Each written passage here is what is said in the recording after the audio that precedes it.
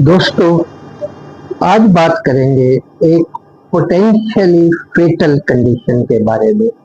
Potentially फेटल का मतलब ये है कि ऐसी बीमारी जिसमें मार देने की, अपने विक्टिम को मार देने की क्षमता है, अगर उसका प्रॉपर टाइम पे प्रॉपर इलाज ना किया जाए तो दिस डिजीज कैन किल। इसी कारण से ये जो वीडियो है, चाहे आपकी कोई एज है, चाहे आप मैरिड हैं, चाहे आप अनमैरिड हैं, चाहे आप जेंट्स हैं, चाहे आप लेडी हैं, ये वीडियो देखना आपके लिए इम्पोर्टेंट है। हो सकता है ये वीडियो कभी किसी की, आपकी फैमिली में या आपके सर्कल में या किसी की जान बचा दे, और या उन्हें किसी अननेसेसरी एक ऐसी सर्जरी जो कि अवॉइड हो सकती है, और ऐसी सर्जरी जो कि म्यूटिलेटिंग सर्जरी है। म्यूटिलेटिंग सर्जरी का मतलब जिस सर्जरी के बाद बॉडी कंप्लीट नहीं रहती, बॉडी में से कोई इम्पोर्टेंट ऑर्गन निकल जाता है, तो ऐसी सर्जरी से बचा सकता है। हम बात करेंगे आज एक्टोपिक प्रेगनेंसी के बारे में। एक्टोपिक प्रेगनेंसी का मतलब जब बच्चेदानी यानी यूट्रस की बजाय कहीं और बॉडी में बढ़ना शुरू कर देता है। जैसे कि सबसे कॉमन साइट जो है वो है नल। अगर बच्चा नल में बढ़ना शुरू कर देता है, या कोई बॉडी के बाहर ओवरी पे, पेरिटोनियम में कहीं पर भी बढ़ना शुरू कर देता है, तो वो जो बच्चा है वो अपनी, क्योंकि प्रॉपर जगह पर नहीं है, तो इसलिए हम इसको कहते हैं एक्टोपिक प्रेगनेंसी। तो मैं डॉक्टर भल्ला, जैसा कि आप जानते हैं, एमडी ऑब्स्टेट्रिक्स एंड गायनेकोलॉजी, इस विषय में आपके साथ थोड़ी चर्चा करूंगा, और साथ ही आपको ये बताऊंगा कि 90% जगह पे इस बीमारी का इलाज सिर्फ और सिर्फ म्यूटिलेटिंग सर्जरी है, जबकि हम लोग हमारे सेटअप में हम इसका इलाज बिना ऑपरेशन के सिर्फ दवाइयों से करते हैं। तो मेरा फ़ोन नंबर आपको डिस्क्रिप्शन में मिल जाएगा, स्क्रीन पे भी मिल जाएगा। कहीं ऐसी अवस्था होने की स्थिति में आप मुझसे कांटेक्ट कर सकते हैं। और इस चैनल को अगर आप सब्सक्राइब करेंगे तो बहुत सटीक जानकारी आपको मिलती रहेगी, जिसमें कोई ड्रामेटाइजेशन नहीं, कोई सिर्फ व्यूज बनाने का चक्कर नहीं, जो कि फैक्ट्स की आपको जानकारी मिलेगी, जो कि बहुत काम आने वाली चीज है। तो चलिए हम वीडियो को प्रॉपर ढंग से स्टार्ट करते हैं। तो यूजली क्या होता है कि ओवरी में अंडा बनता है, लेडी की ओवरी होती है, जिसे अंडेदानी कहते हैं, उसमें अंडा बनता है। वो अंडा जो है उसे, जो फेलोपियन ट्यूब है या ट्यूब है, जैसा कि आपको मैं फोटो में दिखा रहा हूँ, वो उसे पिक कर लेती है, और ट्यूब के अंदर उस अंडे की फर्टिलाइजेशन यानी वो स्पर्म से मिलता है, और वो जो छोटा सा बच्चा बनता है उसे 2 या 3 दिन तक ट्यूब में रहना चाहिए, और फिर उसे यूट्रस में पहुंच जाना चाहिए, upper part of the uterus. ये पार्ट जो यूट्रस का है इस काम के लिए बना है। इसकी दीवारें बहुत मोटी मोटी होती हैं। ये प्रेगनेंसी को 9 महीने तक अपने में पाल सकता है, और उसके बाद डिलीवरी पूरी हो सकती है। लेकिन क्या होता है, 2% प्रेगनेंसी में ये जो छोटा सा बच्चा बनता है, ये ट्यूब से, फेलोपियन ट्यूब से यूट्रस में नहीं पहुंच पाता, और इस बच्चे में, जो छोटा सा बच्चा, चाहे वो कितना भी छोटा है, माइक्रोस्कोपिक है, उसमें ये क्षमता है कि उसको कहीं पर भी अगर थोड़े फेवरेबल सर्कमस्टेंसेस मिल जाएंगे, इवन बॉडी के बाहर, तो वो बढ़ना शुरू कर देता है और वो एनलार्ज होना शुरू कर देता है। तो जो ट्यूब है उसकी वाल बहुत पतली होती है, और जब उसमें बच्चा बढ़ना शुरू होता है, कुछ सिम्टम आते हैं मदर को, तो जब वो बच्चा बढ़ना शुरू होता है तो कुछ ही दिनों में या कुछ ही हफ्तों में वो ट्यूब जो है वो फट जाती है। और फटना जो है, this is a catastrophe. Catastrophe का मतलब एक बहुत भयानक घटना है। जो लेडी है वो बहुत भयानक दर्द के बाद शॉक में चली जाती है, ब्लड प्रेशर 0 हो जाता है, और अगर विद इन 1 or 2 आवर उसका ऑपरेशन करके उसका नल वगैरह, बच्चा वगैरह सब कुछ नहीं निकाल दिया जाता है, तो जैसा कि मैंने आपको शुरू में कहा, लेडी की डेथ भी हो सकती है। तो जैसा मैंने बताया कि लगभग 2% प्रेगनेंसी या 1.5% प्रेगनेंसी जो हैं वो एक्टोपिक प्रेगनेंसी बनती हैं। तो ऐसा क्यों है कि जब 98% प्रेगनेंसी यूट्रस में पहुंच रही है तो इन 2% को ऐसा क्या हो जाता है कि वो ट्यूब में लॉन्च हो जाती हैं, ट्यूब में बढ़ना शुरू कर देती हैं। ये कारण जानना हमारे लिए, ये क्यों होता है हमारे लिए जरूरी है, हर किसी के लिए जरूरी है।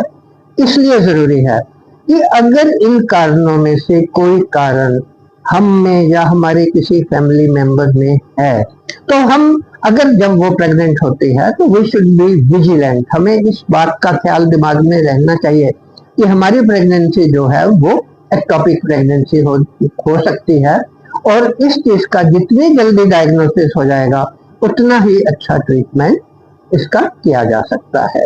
तो थोड़ा सा नजर डालते हैं कारणों पे। तो क्योंकि बच्चा ट्यूब में फंसता है, फेलोपियन ट्यूब में, तो पहला जो कारण है वो तो फेलोपियन ट्यूब ही है। तो कुछ लेडीज में बाय बर्थ जेनेटिकली ट्यूब जरूरत से ज्यादा लंबी हो सकती है, उसकी जो वॉल है इरेगुलर हो सकती है, कोई छोटा मोटा जो उसमें ट्यूमर ग्रो हो सकता है जो उसके ल्यूमन को, ल्यूमन का मतलब उसके अंदर का जो डायामीटर है, ट्यूब के अंदर का डायामीटर, उसको नैरो कर सकता है, उसको छोटा कर सकता है, जिसके कारण जो बच्चा है वो उसको ट्यूब को पूरी तरह नेगोशिएट नहीं कर पाता और वो वहीं पर लॉन्च होके, ट्यूब में कई बार कोई ऐसा गड्ढा हो सकता है कि उस गड्ढे में बच्चा चला जाता है और वहीं पर बढ़ना शुरू हो जाता है और एक्टोपिक प्रेगनेंसी हो जाती है। और कुछ कंडीशन ऐसी है जिसमें बाई बर्थ तो ट्यूब नॉर्मल होती है, लेकिन बाद में जो ट्यूब है वो नैरो हो जाती है। तो उसका सबसे बड़ा जो कारण है वो है इन्फेक्शन।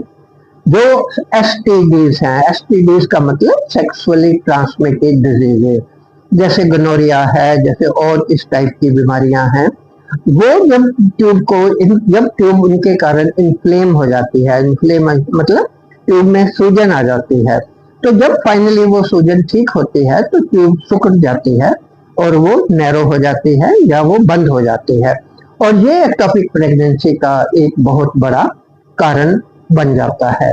इसी तरह जो हमारे जैसा कंट्री है जिसमें अभी कुछ साल पहले तक ट्यूबरकुलोसिस या टीबी काफी बड़ी संख्या में इसके पेशेंट पाए जाते थे, तो कई बार वो टीबी जो है वो फेफड़ों की बजाय पेट का टीबी भी होता है और पेल्विस का टीबी होता है, जो कि ट्यूब को इन्फ्लेम कर देता है, ट्यूब में सूजन कर देता है, ट्यूब में वो टीबी की बीमारी हो जाती है।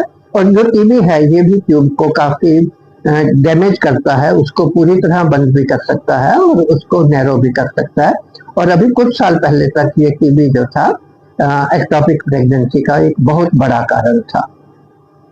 इसके अलावा होता है अगर मदर की एज ज्यादा है तो शायद जो ओवम है वो उतनी अच्छी क्वालिटी का नहीं होता है और उससे जो बच्चा बनता है वो भी उतनी अच्छी क्वालिटी का नहीं होता है, और जो उस बच्चे का ट्यूब में फंसने का चांसेस ज्यादा रहते हैं। एक और कारण जो है, जो शायद इंडिया में इतना ज्यादा लागू नहीं होता, मैटरनल स्मोकिंग।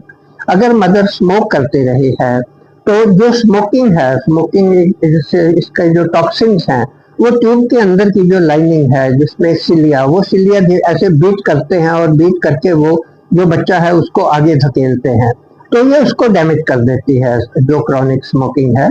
और जब सिलिया बीट नहीं कर पाते हैं तो बच्चा ठीक से आगे नहीं जा पाता है, और जब वो बच्चा आगे नहीं जा पाता है तो उसके ट्यूब में फंसने के चांसेस काफी ब्राइट हो जाते हैं। तो ऐसा ही अगर स्मोकिंग डैमेज कर सकती है तो स्मोकिंग भी एक तरह की पोल्यूशन है। तो जो लोग ऐसे एरियाज में रहते हैं जहां पोल्यूशन बहुत ज्यादा है, इतनी कारें हैं, इतना फैक्ट्रीज हैं, वर्ल्ड में जंगे हो रही हैं, रोज बम फट रहे हैं, उनका धुआं आफ्टर ऑल कहाँ जा रहा है, वो हमारे एटमॉस्फेयर में ही मिल रहा है। तो जो एक्सट्रीम पोल्यूशन है वो भी एक्टोपिक प्रेगनेंसी का एक कारण बन सकती है। स्पर्म अच्छा है या नहीं इसके ऊपर कंट्रोवर्सी है। कुछ लोग कहते हैं कि अगर स्पर्म की क्वालिटी कम है और अगर स्पर्म की क्वालिटी कम होगी तो जो छोटा प्रोडक्ट, छोटा बच्चा बनेगा उसकी क्वालिटी भी कम होगी और एक्टोपिक के चांसेस जो हैं वो ज्यादा होंगे। एक और जो बड़ा कारण है एक्टोपिक होने का, वो है प्रीवियस एक्टोपिक। अगर किसी मदर को पहले एक एक्टोपिक हो चुकी है तो अगली बार उसके एक्टोपिक होने के चांसेस नॉर्मल से 3 या 4 गुना होते हैं। तो ऐसे मदर को जब वो अगली प्रेगनेंसी होती है तो she should always be very very vigilant from the very first day. She should consult A doctor और उसको ये इंश्योर कर लेना चाहिए कि जो उसकी अगली प्रेगनेंसी है उसकी लोकेशन क्या है, कहीं वो ट्यूब में तो नहीं। इसी तरह जो प्रेगनेंसी जो हैं वो by help of the doctor, जैसे कि आईवीएफ प्रेगनेंसीज हैं, जो प्रेगनेंसी ऐसे कारणों के बाद होती हैं, ओवेरियन स्टिमुलेशन के बाद होती हैं, उनमें एक्टोपिक प्रेगनेंसी होने के चांसेस जो हैं ज्यादा हैं। और इसी तरह जो प्रेगनेंसी जो लेडीज आईयूसीडी यूज कर रहे हैं, इंट्रायूटेराइन कंट्रासेप्टिव डिवाइसेस यूज कर रही हैं, उनमें भी जो एक्टोपिक होने के चांसेस ज्यादा हैं। जिन लेडीज की कोई सर्जरी हुई है, एब्डोमिनल सर्जरी हुई है या पेल्विक सर्जरी हुई है या ट्यूब खोलने का की कोई सर्जरी की गई है या ट्यूब को किसी और मीन से खोला गया है, इवन सिजेरियन के बाद, जो कि एक बहुत बहुत कॉमन ऑपरेशन है, सिजेरियन के बाद एक्टोपिक प्रेगनेंसी होने के चांसेस ज्यादा होते हैं। और सिजेरियन तो पर्टिकुलरली जब 2-1 सिजेरियन पहले हो चुके हों तो जो यूट्रस में स्कार बन जाता है, कई बार प्रेगनेंसी उसमें लग जाती है और उसे स्कार प्रेगनेंसी कहा जाता है। और ये जो प्रेगनेंसी है दिस इज पर्टिकुलरली डेंजरस। तो इस सारी चर्चा का मतलब क्या है कि अगर हमारी फैमिली में, हमारे नॉन सर्कल में कोई लेडी प्रेग्नेंट होती है और उसमें इनमें से कोई कारण मौजूद है तो we should be more vigilant. जल्दी अल्ट्रासाउंड, जल्दी दूसरे टेस्ट, इसके बारे में भी हम कभी चर्चा करेंगे, वो करवा लेने चाहिए। क्योंकि नॉर्मल जो इसका इलाज है वो तो सर्जरी है, सभी डॉक्टर आमतौर पे इसकी सर्जरी करते हैं, ट्यूब निकालते हैं, वो है। बट गिने चुने सेंटर जो हैं, जो इसमें एक्सपीरियंस्ड हो गए हैं, वो इस बीमारी का दवाइयों से भी इलाज करते हैं। So goodbye for now. मैं डॉक्टर भल्ला, मिलेंगे अगले किसी वीडियो में जल्दी।